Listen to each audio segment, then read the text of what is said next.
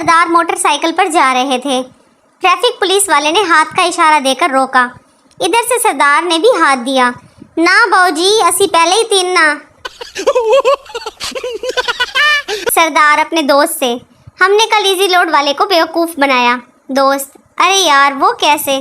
सरदार, हमने कल उसे 50 रुपए का इजी लोड करवाया मगर नंबर गलत लिखवाया। दोस्त, ओ चवल।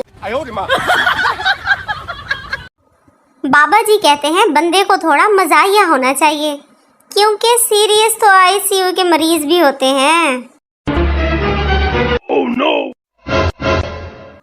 मुस्कुराते रहा करो ताकि दुनिया कंफ्यूज रहे कि इसे किस बात की खुशी है। बाप, जब कोई बच्चा शरारत करता है तो बाप का एक बाल सफ़ेद हो जाता है। बेटा, अच्छा अब पता चला दादा जान के सारे बाल क्यों सफ़ेद हैं। शुक्र है व्हाट्सएप का उर्दू वर्जन नहीं आया, वरना लास्ट सीन की जगह लिखा था आखिरी दीदार। मौसम अच्छा होते ही पंखों की स्पीड यकदम से इतनी तेज क्यों हो जाती है, जबकि यही पंखे गर्मी में ऐसे घूमते हैं जैसे कमबख्तों ने नींद की गोलियां खा रखी हों।